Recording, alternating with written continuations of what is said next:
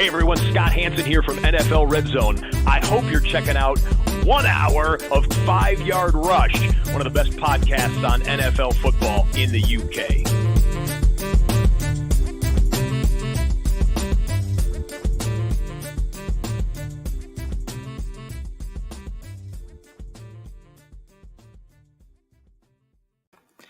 Hello, Rush Nation, and welcome to the 5 Yard Dynasty podcast. I am your host, as usual, Liam, or at the FSA Tweets on Twitter. And today I'm joined by my co-host, as usual, that is Rich at Dynasty Island. Rich, how are you? How has your weekend been with the Jets? Unfortunately, losing to the Patriots. I'm bringing it up because you've rubbed it in my face for 2 weeks that you beat my team. So I've got to have some hope in this season. Yeah, I mean, I would love to sit here and say that it was a miserable weekend, but it was okay because I didn't get a chance to watch it because NFL Game Pass is absolutely atrocious, and didn't have the games for the first 3 quarters. So, yeah, it's NFL Game Pass, sort yourself out because it was better 10 years ago than it is now. And when does that ever work in tech that something goes backwards like that? Yeah, I was out during the early games, so I didn't watch many of them. I watched the Broncos-Jags. That was quite an interesting game. I thought Trevor Lawrence was going to do something like he did, or nearly did last week against the Giants, and just didn't quite squeeze it off through that interception. Otherwise, that was a pretty decent game, which I don't think I've said for any of the Broncos games this season. But Rich, today is the trade deadline, so we have a lot of news. I think this is one of the most active trade deadlines I've seen in recent memory, at least. It feels like an NBA or baseball deadline, doesn't it? The amount of moves. It really does. Probably more moves here than we'll see in most of our leagues that have a trade deadline. But let's start off, Rich, with the highest scorers, as we do every week. For those of you that don't know it, we go through the highest scorers of each position on the week. So that would be week 8. For point scoring system, we use 4-point touchdowns for quarterbacks and then PPR for every other position. No tight end premium, nothing fancy because I don't like it. So, Rich, at quarterback, we've got Tua. I'm going to try the last name, Tagovailoa. I'll go with that. With nearly 30 points, just over 29 points. Jalen Hurts at QB2 on the week with 28.4 points. And then Kyler Murray, just over 26.5 points. So, Rich, Tua has taken this step forward. We've seen it a few times now, at least for fantasy purposes. He's producing 2 wide receivers that are absolutely like slaying, basically, that are monsters on the field. How do you see this going forward for Dynasty? Because he's someone that I liked having that, or I liked as a candidate to take that step. But when you had that injury, we had no idea what was going to happen. Now it seems like he's just all guns blazing right now. Yeah, I mean, look, I'm a noted non-Tua believer, if that's I don't know the phrase. I've never been a fan of Tua. I think he is a point guard style quarterback. I don't think he adds anything. And I think that in the situation he is now, where he's basically got elite weapons, got a much improved offensive line, and he can just sit in the pocket, get the ball out quickly and operate as that point guard, I think he's proved to be fantastic. My question is potentially, down the line as Tyreek Hill starts to age and that kind of thing. But look, I have to hold my hands up and say I didn't think he'd ever be a top 12 kind of dynasty quarterback. And I think he's pretty much there now. We'll come on to some trades in a minute, but I think the fact that the Dolphins are trading what little capital they had after their owner was found to be a bit of a sleazebag, and go and get another piece to help them compete this year, that further reinforces the fact that Tua's the guy in Miami for the next 3 years. And, that was always my big question mark coming into the year about Tua, was the fact that they had those 2 first-rounders. I was never convinced that they were convinced that Tua was the guy. Well, that's out the window now. Tua's a guy. So, yeah, I think the way he's producing at the moment, I feel slightly dirty saying it. But, yeah, I think he is now a top 12 Dynasty QB and a guy that you can feel comfortable having, ideally as your QB2 over the next 2-3 years. Rich, I'm going to play a little game with you here. As of right this second, after the Week 8 games, how many yards do you think Waddle and Tyreek Hill have combined for this season? That includes all the Teddy Bridgewater yards. So I know that Skylar Thompson, I suppose. I know that Tyreek's got 1,000 yards, so I'm going to guess that Jalen Waddle's 850. So I'll say 1,900. You are very close. According to my calculations, it's 1,600, nearly 1,700, so 1,688. So when you extrapolate that into an 18-game season, Rich, I'm doing it as we speak, you get 3,586 yards between two receivers on the same team. That is incredible. I know Tyreek's on pace for over 2,000, isn't he? Yeah, Tyreek just over 2,000 and Waddle just over 1,500, which is incredible for either one of these players to hit either one of those, let alone be on pace for them together on the same team. I think it's just incredible offensive-wise for the Dolphins. Let's move on to the running backs, Rich, who Alvin Kamara had a multiple touchdown game, absolutely dominated the Las Vegas Raiders with 42 points, nearly 43. And Christian McCaffrey recently traded from the Panthers last week to the San Francisco 49ers with just over 40 points as RB2. And then running back 3 was Derrick Henry, completing his 4th game in a row against the Texans with over 200 yards and 2 touchdowns on the ground. That is incredible. 35 points, 8 points. Rich, Derrick Henry just doesn't like the Texans. It was wild. Was it 32 rushing attempts? I think it's just wild. Here's a game for you, Liam. You asked me a quiz question. I've got a quiz question for you. How many pass attempts did the Titans have in the second half? In the second half? Yeah. Can't have been many. We go with 4. I think they had 10 to 15 in total, I want to say. 1. They had 1 pass attempt in the second half. Wow. Yeah, 32 that shows, rushing attempts for Henry. Yeah, it's just, there's not many games that can follow that game script, certainly. I think, dare I say it, I feel like everybody has been selling the, Derrick Henry, you got to sell. And it's got to that point where I think his price is so low that you're better off just holding and riding the production. But, can you see him doing this much more? I just, at some point the wheels have got to fall off. And I do wonder if you're not, if you're one of those top 3-4 teams, by all means hold. But I do think that sell window, if you can get, what would you take, Liam? I'd take a late first for him right now. I don't know if I'd get that. But yeah. It's just hard to feel like comfortable. We've talked about running back basically being a replaceable position. It's hard to feel comfortable tying any sort of premium asset to Derrick Henry.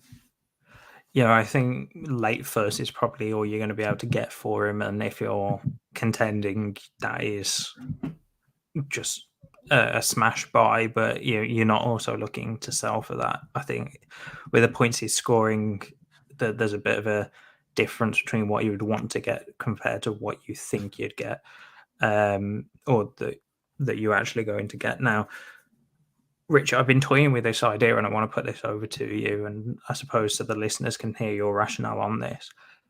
I've been toying with the idea for the whole of the off season, and I think this season has really reinforced the idea that I need to do this. But having two separate rankings for my running backs, having a rebuild and then a contending ranking system, because if I'm contending, there are multiple 26, 27, maybe even 28-year-old running backs that I would look at much differently than if I'm rebuilding and wouldn't touch them whatsoever.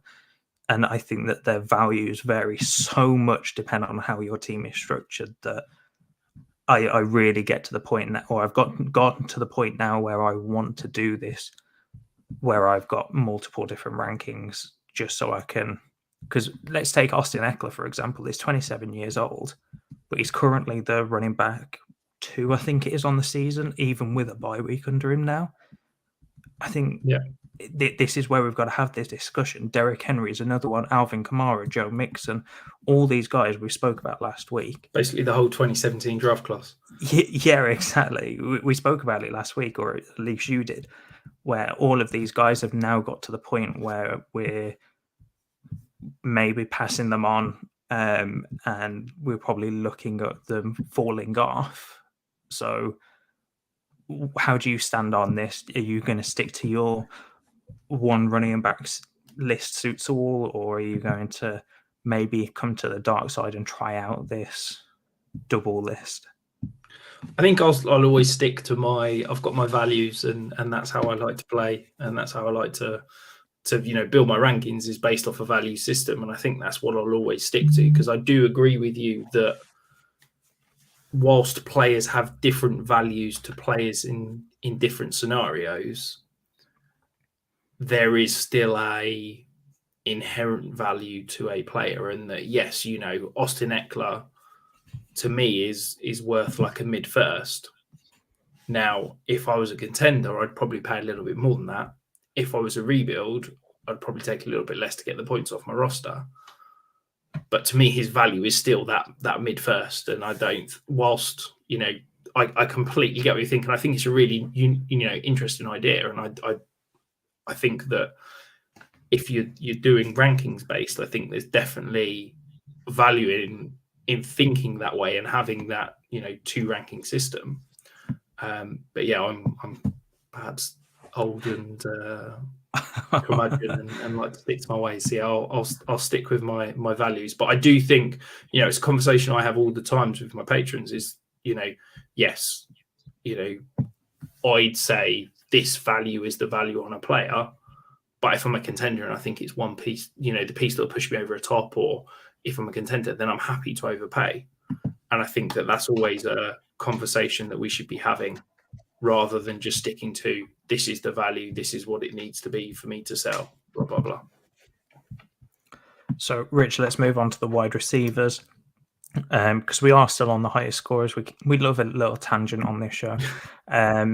So the wide receivers, AJ Brown had a multiple touchdown game. In fact, in the first half, he had multiple touchdowns with 39.6 points over the Pittsburgh Steelers. DeAndre Hopkins, again, multiple touchdowns, 33.9 points. If you followed Rich's advice before he came off suspension, you are absolutely laughing right now. He's had 50 points over the past 2 weeks, which is what every contender is hoping for from a guy that's just missed the first 6 weeks of the season. 6 weeks? 6 weeks, yeah. Potentially a little sneak behind the curtain. Currently looking like he's going to be a top 20 wide receiver in DLF ADP, which, I'll be honest, is absolutely wild. There's no way I'd be taking DeAndre. As much as I love DeAndre Hopkins and I've been screaming that he's a buy for the last 6 months, I'm not taking him in the top 20. But that just shows how fast his value has risen, because we were talking about him as in the 50s as much as a month ago. Yeah, I think he was wide receiver 49 coming into the season in August ADP. So just show how much a season, or not even just about half a season, changes someone's value. Rich, Tyreek Hill, wide receiver 3, just over 30 points for 31.5. Just these wide receivers, I think it's got to the point now where as we talked about the running back landscape being really wide open, the wide receiver position is so incredibly high in point scoring that people feel that it's really deep. Is that how you're looking at? Is that how you're looking at the rosters right now and the landscape? And if so, do you think that the new crop of running backs with the 2023 class and maybe even the 24 class will even out the landscape a little bit more than what it currently is?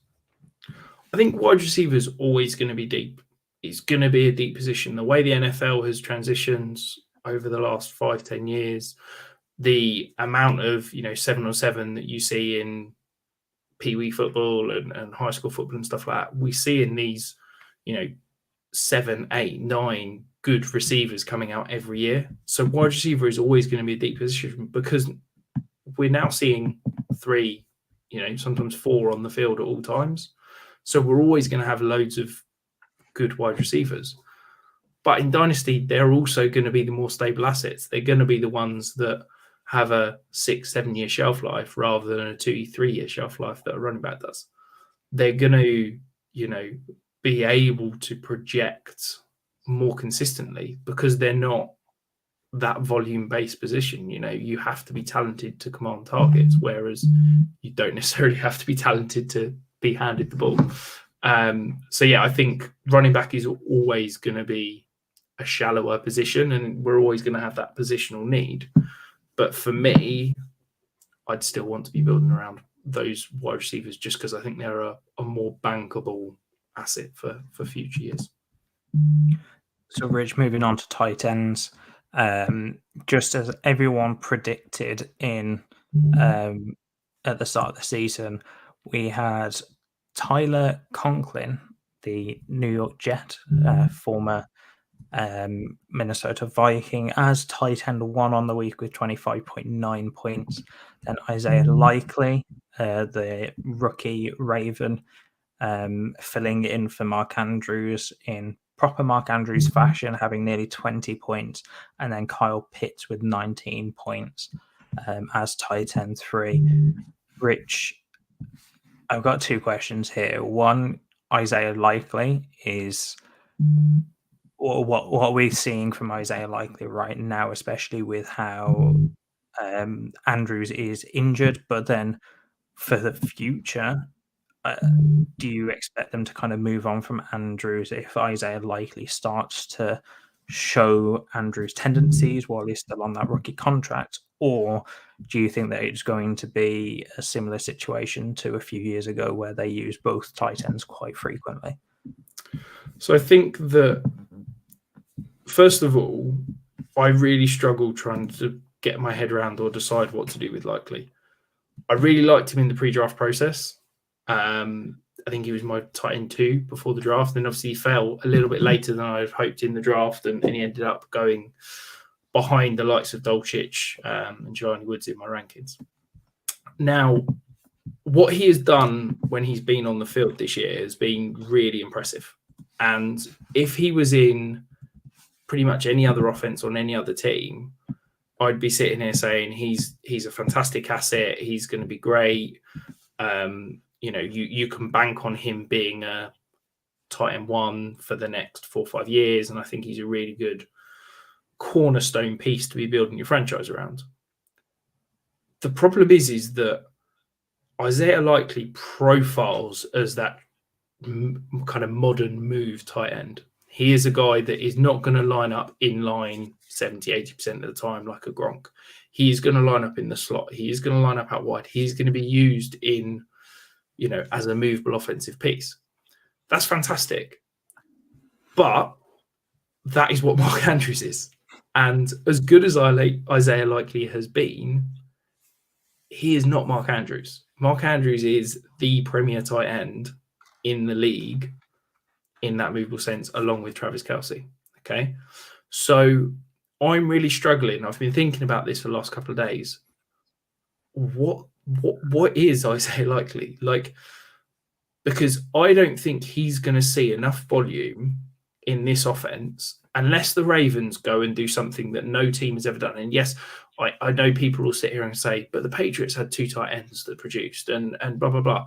The difference is that the Patriots had 2 tight ends that produced when Gronk was a traditional wide tight end that would line up in line and flex out wide. Aaron Hernandez was that move tight end. They were able to get them both on the field. Unfortunately, because Mark Andrews is a good blocker, but he is essentially a big wide receiver, the same as Isaiah Likely, the Ravens can't really get both of them on the field, because the way they'd get both of them on the field is either, you have one wide receiver in order to have a blocking tight end and a running back, or you end up basically running like a air raid style 4 wide receiver offense where you've got your 2 wide receivers and your 2 wide receiver type tight ends. So I could completely have egg on my face here in a few months, but I don't think the Ravens are going to be in a situation where Mark Andrews and Isaiah Likely are going to be getting 70-80% snap share rates. So are we saying that Isaiah Likely is just a tight end handcuff?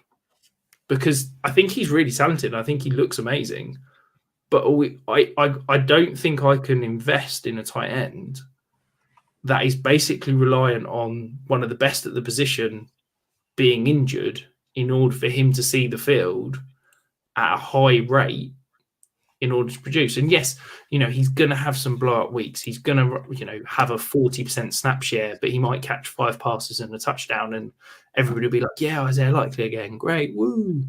But I would rather bank on someone that is seeing the field and seeing consistent targets from what I would class as a reliable position. I just don't know if we're ever going to get that from Isaiah Likely whilst Mark Andrews is in town. And we can talk about it, but the Ravens aren't moving on from Mark Andrews. Mark Andrews is elite.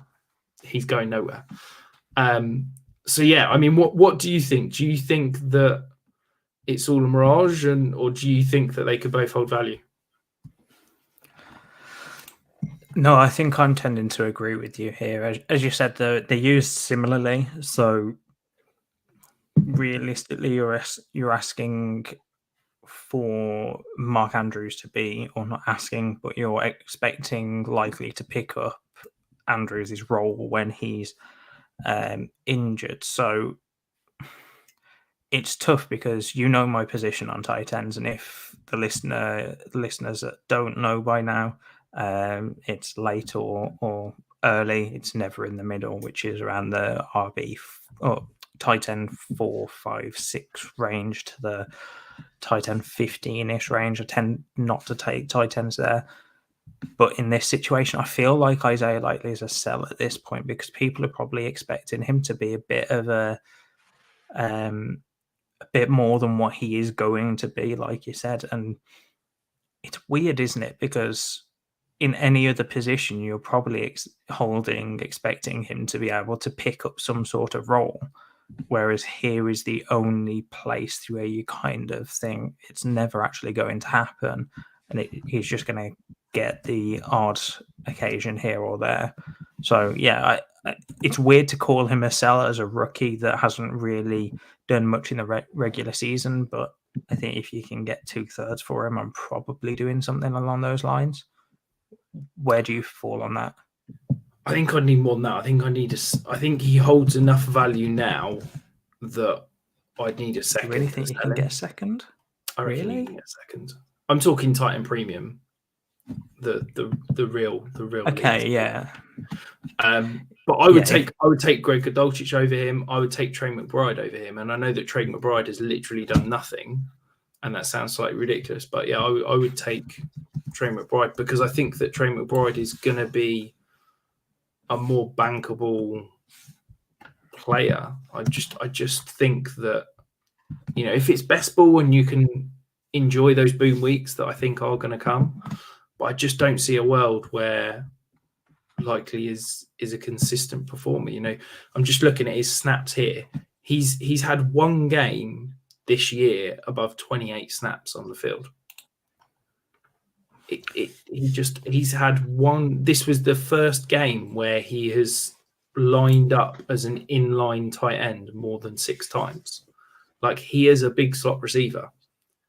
And whilst Mark Andrews is fit, you can't have two tight ends that are big slot receivers on the field at all times. So, yeah, I'm cautious. I think if you can get a second, I think you got to snap it up. I think if you can pivot from Likely to, you probably can't do it to Greg Dulcich now because I think his value is exploding. But if you could go and get Trey McBride or maybe somebody in a different position, that's certainly a move I'd be doing. So, Rich, let's move on to the significant news, and there is a lot because it is trade deadline week. So we are recording about half an hour after the trade deadline passed. So we have all the news for you.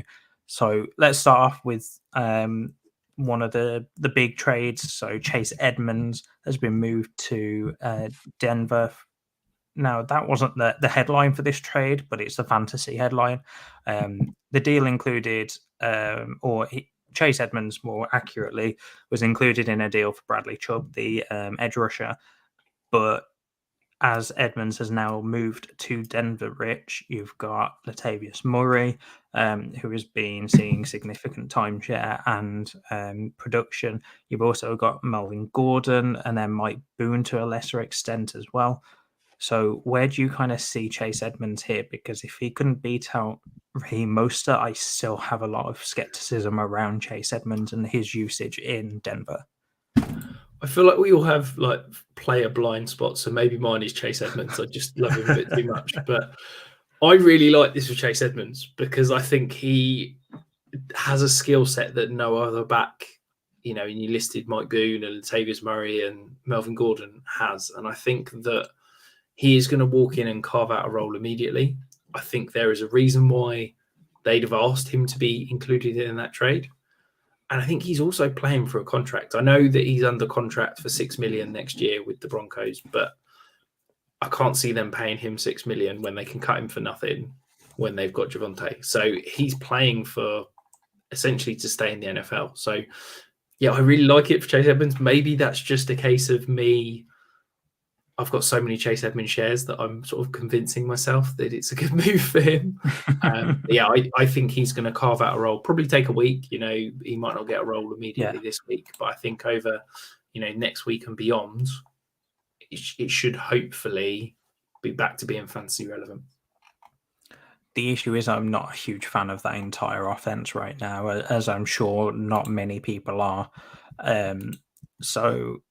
Yeah, I just struggle to see what type of role he's going to get, as well as being in an offense that is really underachieving. Of course, that might turn around with Russell Wilson, but I struggle to see what fantasy relevant role he's going to get. Let's move on to another probably big, arguably one of the biggest trades of the trade deadline day. So Chase Claypool moved over to the Bears from the Steelers. They got a second round pick in return. So they got a return on investment, I believe it was, or was he a third round pick? Off the top of my head, one of the two. Third rounder, I believe. So no, second, 49th overall. So they did get return on investment as well as getting, of course, Pickens this year in the second round. But Chase Claypool moves over to the Bears, so immediately becomes a wide receiver one in that offense with Justin Fields, who is starting to get. Rich, you can't laugh at that. He is the wide receiver one in that offense. They're in tears right now that you're calling him the wide receiver one. But yeah, no, I'm not disagreeing with you. I just found it funny. But yeah, when we look at Mooney, Rich, he's got 25 receptions for 364 yards this season. Yes, the Bears haven't been throwing the ball much, but Fields has started to gain that confidence and start playing with a bit, or just playing better in general. So how do you see this shaking out for Claypool? The Bears in general, Fields, Claypool, everyone else there, because I still expect them to do something in the 2023 offseason to bring someone in.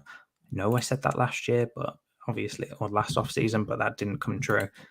It happened in season with Claypool, but I like this move. It gives Fields a deep ball threat that he may trust more than Mooney. Sorry, Mooney, truthers.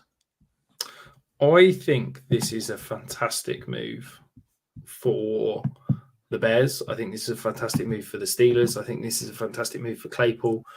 But more importantly, I think this is a huge move for Justin Fields. We've talked a couple of times about the Bears basically tearing it all down and saying, we're going to start the rebuild in 2023. We're going to put nothing around Justin Fields. If he succeeds, great. If he fails, we're not tied to him. We can pick our own quarterback and move on from there. Justin Fields is succeeding.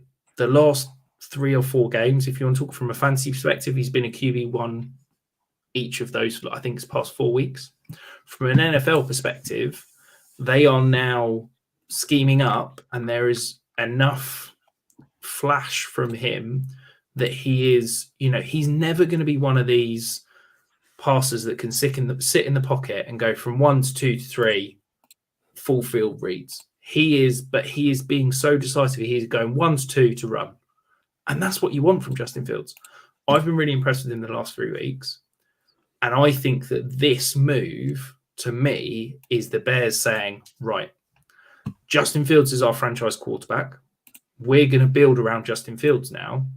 So let's go out and get an extra weapon to help with his development and his progression. Whereas in the offseason, they were saying, we're probably going to move on from Justin Fields unless he shows us something that makes us convinced that he's going to be the franchise quarterback. They've now seen that. So for me, the same conversation as we had about Tua, I'm now comfortable saying, I know that Justin Fields is going to be the starting quarterback for the Chicago Bears for at least 2, if not 3 more years. That's it. I'm happy now. There's 17 quarterbacks that I am happy and comfortable knowing are going to be the starting quarterback in 2 years' time. That's it. Justin Fields is one of them. Tua is one of them. It's basically my ranks down to Russell Wilson.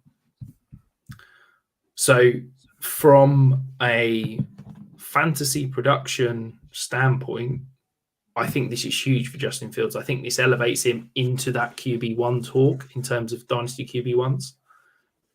He is in that tier with Tua for me. He is ahead of Matt Stafford. He is ahead of Aaron Rodgers. Shock, I know. He is ahead of Derek Carr. He is ahead of Kirk Cousins. I think he is now one of those players that if I'm rebuilding, I'm looking to potentially go and ask the question, because I think you can probably get him in that value where people were concerned about whether he was going to be the answer long term. Whereas I'm now sitting here saying I'm confident that Justin Fields is going to see out his rookie contract on the Bears as the starting quarterback. I think now the price has just gone up with Claypool, so you're paying Possibly. With Superflex. What are you thinking of paying? 2 firsts? A first plus I'll be honest, second, maybe? I normally sit here and I can quote specific prices. And, for me now, we're in the point of the season where firsts have such different value. 2 late firsts is the equivalent to an early first. So if we're talking 2024 picks, I'd pay 2 firsts for him. If we're talking 2023 picks, I'd pay 2 late firsts for him. I'd pay 1 early first. 1 Clausen's early is like a top 4 pick. Yeah. I'd pay a mid first and a early second for him. Like, I think that he is he's a borderline player. I'd say there's probably 12 players that I would rather have over the 101 this year. I think that he is about the next tier. So he's probably... He's in that conversation. Yeah, I think for me, he's now a second round Superflex starter pick. I think people that are listening to this and thinking, oh, these guys that are talking out their arses. I mean, what you need to remember is Justin Fields, since week 5, so in the past 3 games, he is the quarterback 2, And if you want to throw bye weeks around saying that that's going to change everything, just change it a little bit. He becomes the QB6 in average points per game over the past 3 weeks. So yeah, you're reducing it from QB2 to QB6 in production, but that's without any real weapons apart from David Montgomery in the run game and Khalil Herbert in the run game. I mean, we just mentioned Darnell Mooney a few minutes ago, having under 400 yards through 8 weeks. If that's one of his leading receivers, which is, when Claypool and maybe even someone else in the offseason comes along, I truly think Fields is going to have such a high ceiling that no one is really ready to have that discussion about. So maybe it is, instead of saying he's a buy high because of Claypool, maybe it's still somewhat of a buy low based on his potential. But that might be me being the Fields truther from his rookie season or from his pre-draft model being sucked in yet again. So to give you some kind of wider context, I've just done a startup, mid-season startup week 8. Yeah, I got bullied into it. So it's 12-team Superflex tight end premium.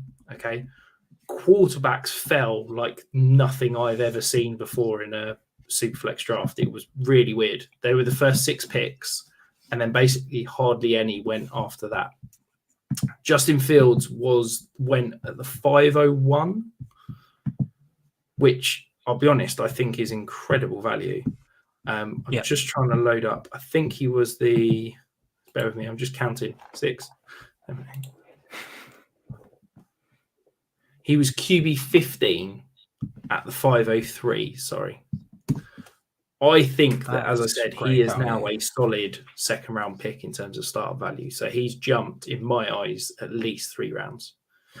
And as I said, I'd take him over a lot of those guys in that kind of aging tier. So, Rich, let's move on. Probably the biggest, or it was the first trade. Whether it's the biggest is up to anyone's opinion. TJ Hawkinson has been moved in division from the Lions to the Vikings, a package of picks. But what is interesting here is Irv Smith has been moved to IR. So he is out for about 8 to 10 weeks based on a high ankle sprain. But TJ Hawkinson moved from the Lions to the Vikings, which I love this move for the Vikings. I mean, we both were not very high on Irv Smith in the offseason, and TJ Hawkinson, I think, in this offense is going to be better than what he was in the Lions in the Detroit offense. But I think this just means wheels up for Amon-Ra St. Brown. I think that Jameson Williams, it gives a bit of a nod to him for when he comes back, that they trust him, else they wouldn't be doing stuff like this. Or maybe it's a bit of a not tanking situation, but trying to retool a little bit, saying that they don't need this tight end when they have a few more holes on their roster, so let's get a bunch of picks. But yeah, on this Vikings offense, I think tight ends such as Hawkinson is going to be such a valuable asset for Kirk Cousins. Yeah, I think he's a boom for that entire Vikings offense. I think he's probably a slight knock to someone like Adam Thielen, just because I think we'll see a slight downgrade in terms of red zone usage. Look, Irv Smith was pointless and toast before this trade, and he certainly is now after it. Hopefully we can put another one of these young, gonna break out tight ends to bed, and maybe we can stop hyping up tight ends that have never done anything. The Adam Troutmans of the world. Exactly that, yeah. For the Lions, I think it's a decent return. They got a second-round pick. They got, I think, a conditional 4th that could be a 3rd. So, look, it's a decent return. It feels like this Lions rebuild is just going to be forever. It feels like whenever you're trading away, potentially good, young, and yes, he's never lived up to his draft capital, but he is still a good, young player. It feels like, maybe they're not targeting 2023, but maybe they're targeting 2024 or 2025 to begin this kind of let's start winning phase of the rebuild. Rich, one of your guys, Jeff Wilson, has been traded to from San Francisco to Miami. Obviously, San Francisco traded for Christian McCaffrey, so they felt that they could probably let go one of their running backs. And Wilson moves from a Shanahan scheme to a Shanahan scheme with Mike McDaniel in Miami. So, I mean, that was just for a 23 fifth round pick. But that means that Mike McDaniel's offense, their running back room, is now Raheem Mostert, former 49er, and now Jeff Wilson, again, former 49er. So do you see that similarity? I think that this becomes a 50-50 timeshare or something close to that opportunity-wise. Or maybe like a 60-40 with basically Wilson being a bit of injury insurance, I suppose, for Raheem Mostert, who seems to never have a healthy season.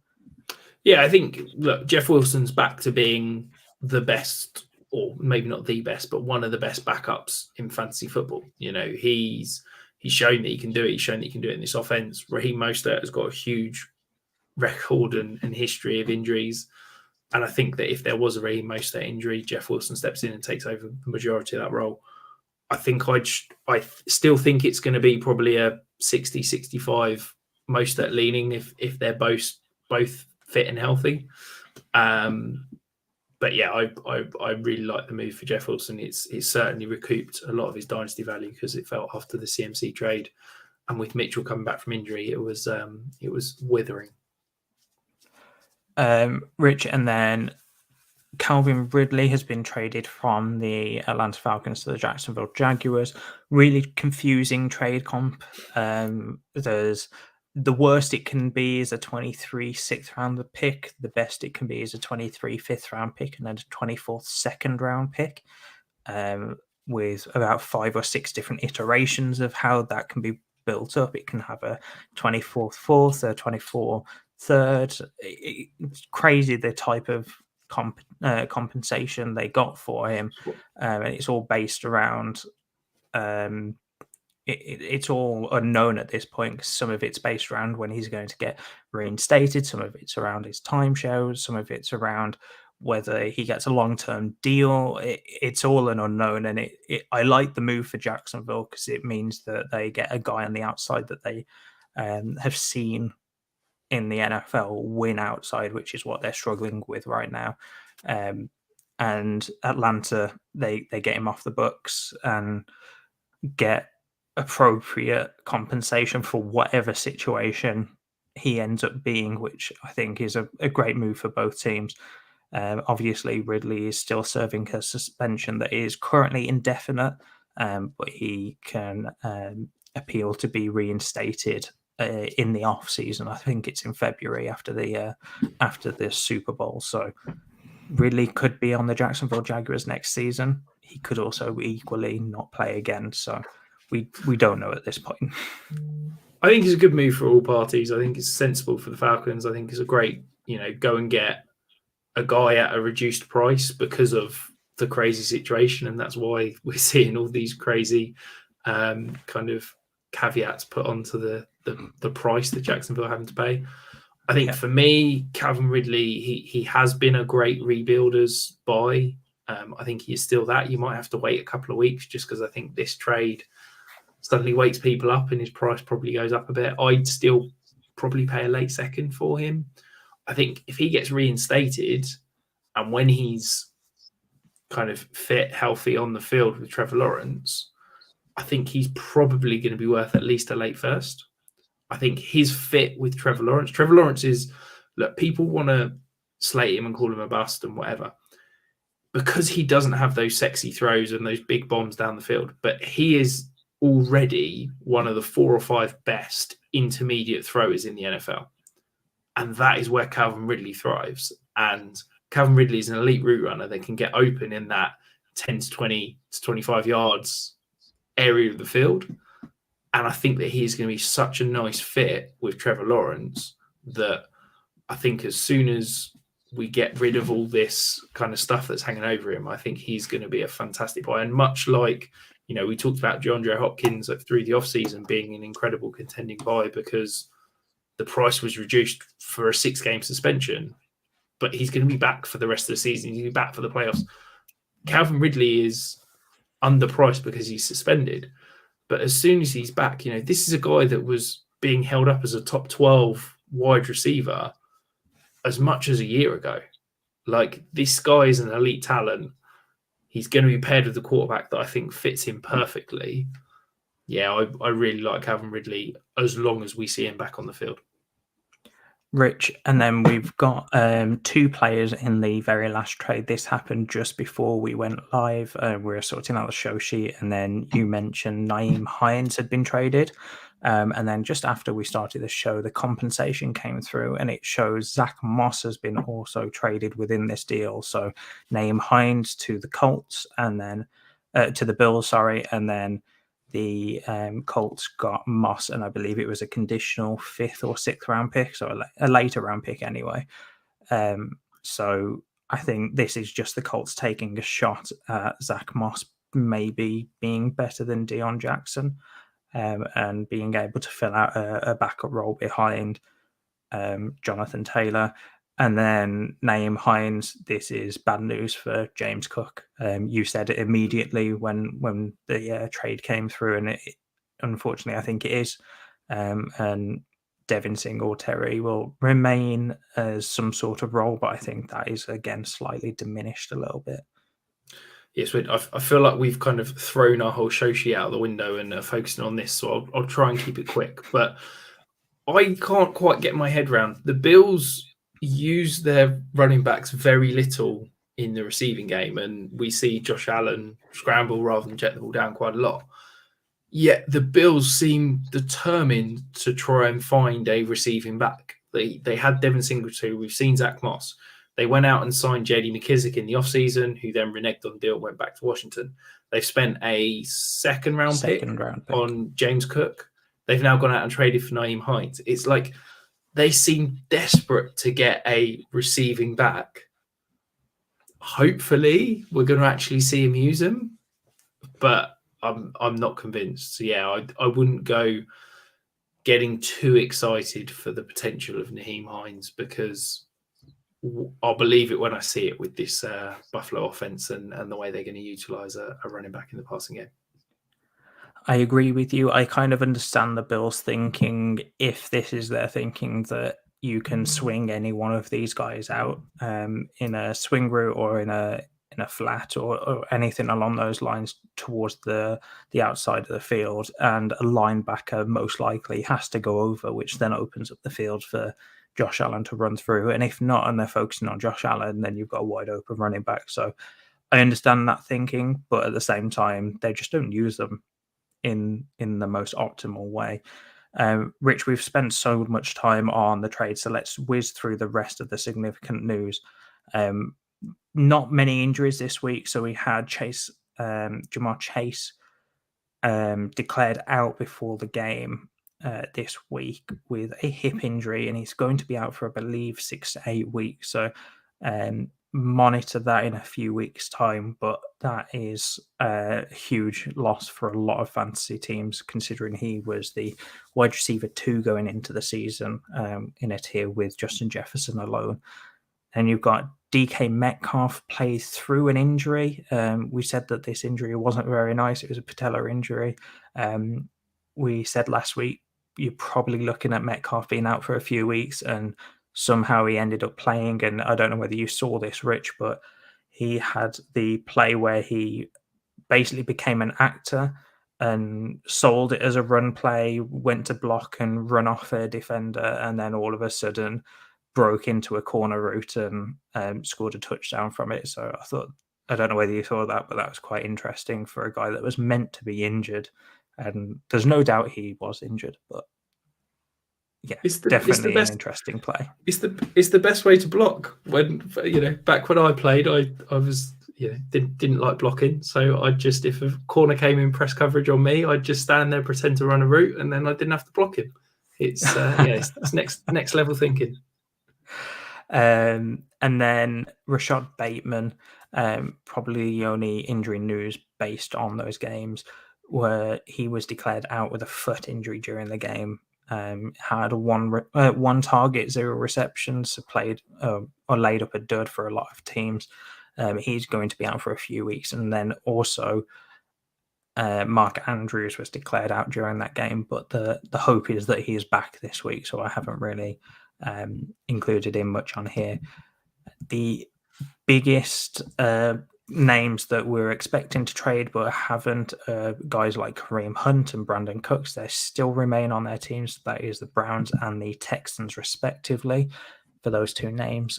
And bye weeks this week, you've got 6 teams on a bye, so that's the Cleveland Browns, so guys like Kareem Hunt and Nick Chubb, the current running back 1 or 2 depending on your scoring.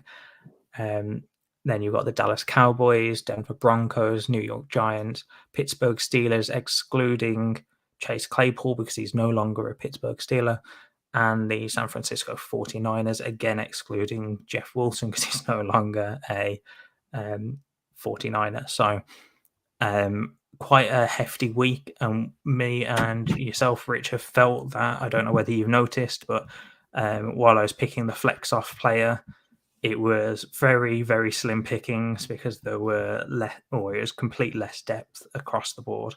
But before we get into that, let's hop over to the Dynasty stock market. Rich, who have you got as a riser for this week? Yeah, I'm conscious of time, so we'll try and keep this quick. Travis Etienne's the biggest riser. Blew up in a big way, massive breakout game. I think maybe call the Jets slightly. I've seen some people calling him the overall Dynasty RB1. That's too rich for me right now. I'm not there yet. He's my RB8 currently. I think, look, if you've got him, fair play to you, because I was here saying I was out on Travis Etienne because he couldn't beat James Robinson out week 1 and week 2 coming off that injury. But look, the guy's for real. I think he's a fantastic asset for the next 2 years to build a roster around, but I'm certainly not overall Dynasty RB1 territory yet. That's too rich for me. I can understand running back 5 if you're or around that mark if you're rebuilding, but if you're contending, I can't have him anywhere around that mark. Rich, who have you got as your fallers based on this week's performance? So fallers, Elijah Moore. What the hell is going on? I was expecting I was expecting a squeaky wheel game. I thought they were going to, he was coming back into the fold. I thought they were going to force feed him targets, and I thought that we were going to see a real bounce back from him this week. And he got 1 target, and then he was asked after the game, "What's going on?" And he basically said, "I don't know. I don't get the ball." End of kind of thing. So. Yeah, I mean, if you've got Elijah Moore, I guess you're having to hold him, but it doesn't feel particularly good right now, does it? No, not at all. And I'm at the point now where, as you said, you've just got to hold him. But I have no idea what his upside is. He's not been traded. I don't think he'll be traded. So I'm very unsure on what their situation's going to be. You've also got Drake London on your fallers, Rich. Just wanted to take a look at this one because it's an interesting thought considering we had him as the riser in the early weeks of this season. Yeah, and I think, look, the guy's an elite receiver. I think he is an elite Dynasty asset, but there's no hiding from the fact he was the wide receiver 56 this week. That's like 3 or 4 weeks where he hasn't really produced. So I do wonder if people are starting to fall out of love with Drake London and thinking that he's not that elite asset. Look, if you've got Drake London, it's the same as if you've got Kyle Pitts, okay? They're not 2022 assets. They have been put in place by the Falcons for the next starting quarterback. That's going to be the person that they probably draft in this year's draft, okay? That is who's going to use those assets. That's when they're going to become elite fantasy studs. So if you can get in now and buy Drake London for a mid first, maybe you can pivot off another player. If you're rebuilding and you've got someone like Stephon Diggs or something like that on your roster, I'd still take Drake London straight up over Stephon Diggs. Maybe you can pivot from Devontae Adams, Tyreek Hill, something like that. Those are the type of players that, if you're rebuilding, I'd absolutely be making that move to go and get a Drake London. Yeah, I think the biggest thing to note here is they're treating Mariota like a rookie quarterback almost, not letting him throw a lot. So it's probably the right decision. Let's be honest. It probably is, but it's incredible looking at his stats. I mean, he had 28 attempts this week, completing 20 of them. But then previous weeks to that, he had less in the 2 weeks prior. So he had 13 and 14 attempts, and then back up to 25, and then down to 19 and 20 again. So he's just not being allowed to throw since week 2, essentially. There's a few spike games.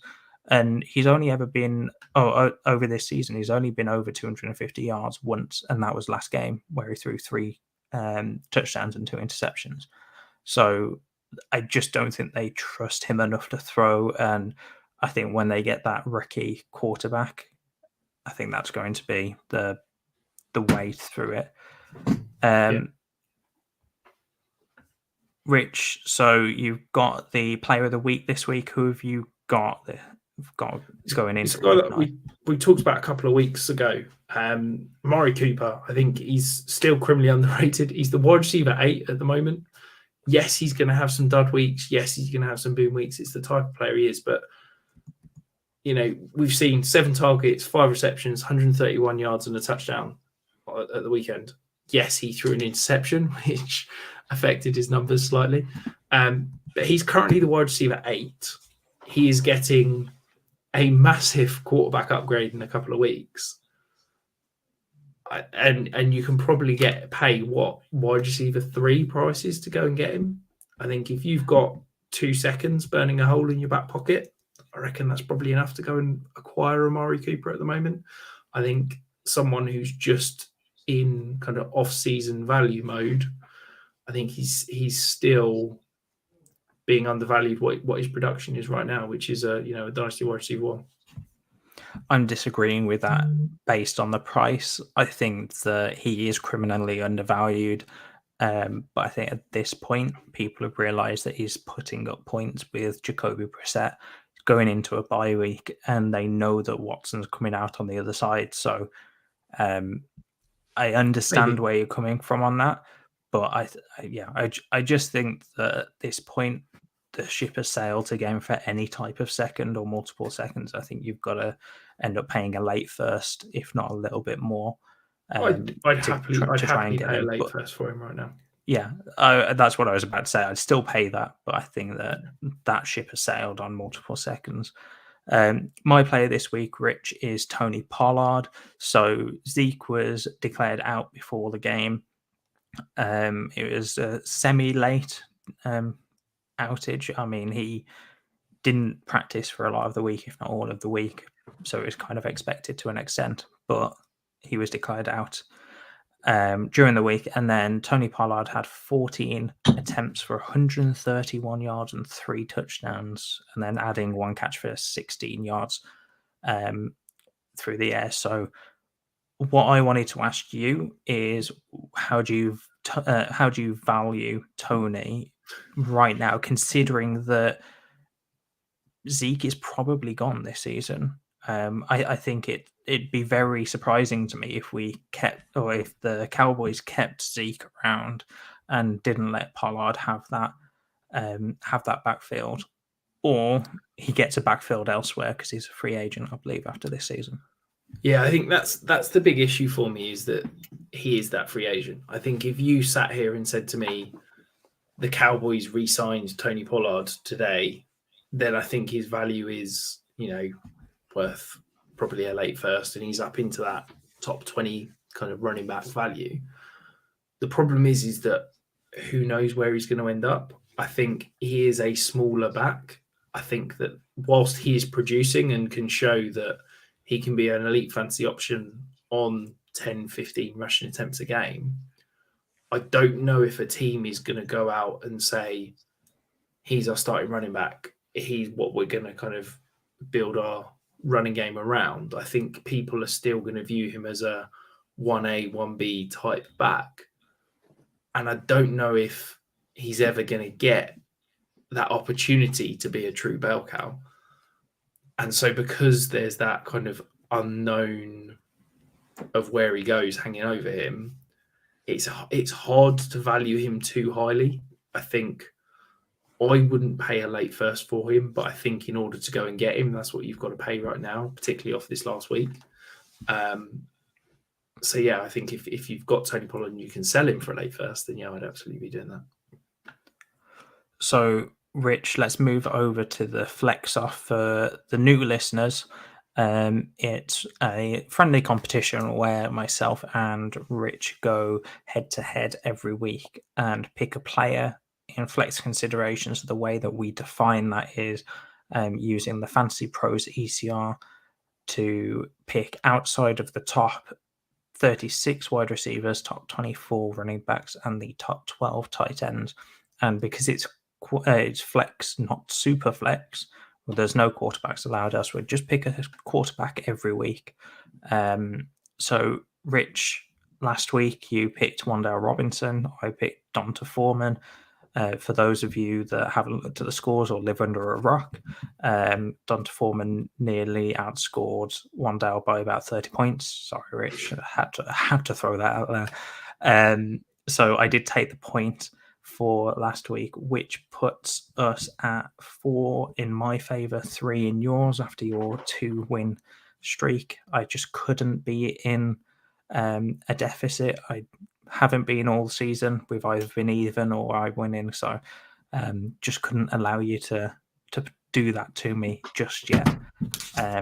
But Rich, what I'm going to do is start with my player for this week. So I've chosen Antonio Gibson. He is currently the running back 26 on this week. And as I said earlier, with 6 teams on a bye, I was looking through the ranks and thought that it was extremely thin. I don't know whether you thought the same, but I looked at wide receiver and immediately came off wide receiver because I didn't like any of them there. So, Rich, Antonio Gibson, he's scored a touchdown in the past 2 games. He's had over 15 fantasy points in the past 2 games. Brian Robinson is taking a lot of the running game usage, but as we use PPR scoring, I think that's where Gibson is going to make a lot of his points. So how do you feel about that? And then take us through your player. Yeah, I think it's a solid pick. I think it's, it is what it is, isn't it? As you said, it's a pretty disgusting week trying to find deep buy. I'm going with Kenyon Drake. I think it's packs of the world. We said that Kenyon Drake's pointless, but J.K. Dobbins out injured. Gus Edwards has done his hamstring, so yeah, he's got a decent matchup against the Saints. He's running back 27 in current ECR. So yeah, I think he's a plug and play RB2 this week. So I'm hoping that that's enough to bring that level. Yeah, I like this. I like this pick, Rich. So last segment we have for you listeners is the listener mailbag. So before we move on to that, Rich, Andy has said that he thinks a friendly competition should have a forfeit. So we are going to have to discuss that offline and see what that forfeit is going to be. I'm happy with the forfeit as long as I win. Of course you would be. So we'll discuss that offline, see whether anything comes of it. But Rich, listener mailbag, we've got a few questions, but there's one that is going to be very quick, so I'm just going to ask you that now. So Tarek has asked, who has been the biggest beneficiary of the trade deadline? For me, I think it's just Justin Fields, as we mentioned earlier. TJ Hawkinson could be a candidate for that as well, but yeah, I think Justin Fields takes that and runs with that award. Yeah, agreed 100%. So the next question, Rich, is from Bob, one of your Patreons. So if you do want to sign up to Rich's Patreon, I believe it's pinned on your Twitter account at Dynasty Island. Did I get that right? There we go. So he's asked Bob has asked, what do you do with teams that started awfully but looked good on paper and now are looking awesome and scoring big, but because of that slow start, are sitting at something like 2-6, 3-5. So, Rich, I'm going to hand that over to you because you sent this through to me on text, and I don't really know what I'd do, and So I kind of have that same mentality still. It really depends on the team for me. So I think there's one of two questions. Is that one, can you still mathematically make the playoffs?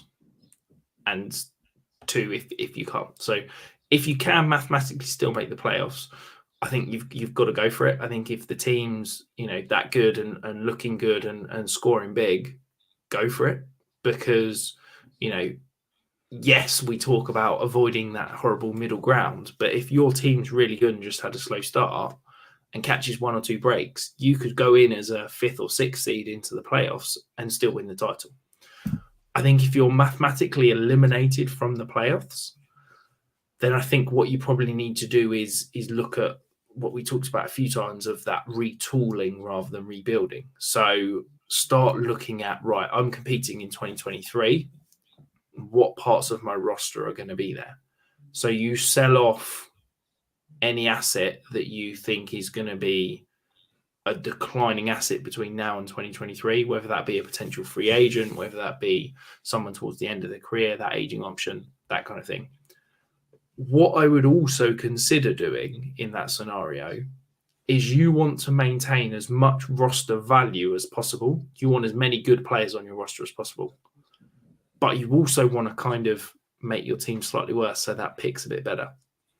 I think you have to be a little bit smart, and you basically have to sell off everything but one position. You need to sell off one position to keep everything else. Yeah. So if you look at your team and you say, right, I'm weakest at running back or I'm weakest at wide receiver, what I'm going to do is I'm going to sell off all of the wide receivers that are going to give me some points and put those assets into quarterbacks or something like that, rather than just going after picks. Pivot and go and find a usable asset that is of similar value. If you're weaker at wide receiver and you've only got 2 good wide receivers, can you go and sell those 2 good wide receivers to go and buy a QB3 or a QB4 so that then you're loaded at quarterback? You don't need to worry about quarterback in the offseason, and then you can spend all of your assets to go and find wide receivers in that one offseason. Therefore, you can rebuild and turn that roster around really quickly. I think if you are 2-6 and you're just going to go, right, I'm just going to sell old players for picks and I'm going to try and, tank. I think everybody else in the league is doing that. I think you need to try and do something a bit different. And chances are, if your team's that good, you're probably not going to be able to tank because you're going to be winning most weeks. So I think you need to try and think outside the box. And that's where, if you can sell off one position, it basically means you're going to be putting up zeros or close to zeros in those spots each week. Right. And that should help you tank, but still allow you to keep your studs across the other positions. I think picking up guys that are going to increase in value. I mean, we speak about this all the time, and you should be doing this regardless of what position you're in. Anyone that you expect to pick up value in the coming weeks or even in the off season, unless you're contending and you're pushing all the chips into the table at that point, you should always be looking at players that can increase in value in the off season. So guys like a Tony Pollard, maybe not after this week, but maybe in a few weeks if he has a few quiet games, or like Khalil Herbert is another one that I know both of us like. And you had a question, I believe it was on the show sheet, and you took it off, Rich, of whether he's now worth a first. But I think this is where my 2 separate running back rankings come into it, where if you're a rebuilder, then yes, because you wouldn't sell him for less than that going into the offseason where you expect his value to increase. If you're a contender, maybe not, and you have to sell him at his current value to get a contending piece. And that's maybe where you start to look and see, okay, this contender has a guy that won't put up consistent points, can you go and get him and he's going to increase in value over the offseason? Guys like maybe a Michael Gallup going through the season might pick up a bit more value as he starts to score more points with Dak now in the lineup. Guys in that range where you expect that value to increase either short term or in the off season. I like that retooling piece. I think the biggest thing is potentially selling your running backs rather than your wide receivers right now. Converting your running backs into wide receivers. So if you've got a Christian McCaffrey or something along those lines, converting him into a wide receiver with the new crop of running backs coming in, you potentially can rebuild your running back room very quickly with those picks that you pick up, or potentially already have with your early pick next year. So yeah, I think I agree with that assessment, Rich. I'm glad you went first on this one. So listeners, that's all we have on the show sheet for you. A little longer episode because it was trade deadline. You can find us on at 5 Yard Rush or at 5 Yard Dynasty every Tuesday at 8 o'clock. That's the live stream, or the show does go on wherever you get your podcast if you're listening to this as a live stream. It would be on the Wednesday following the live stream. So until next week, guys, stay safe, enjoy yourselves, and maybe try and get your head around some of these trades. See you later.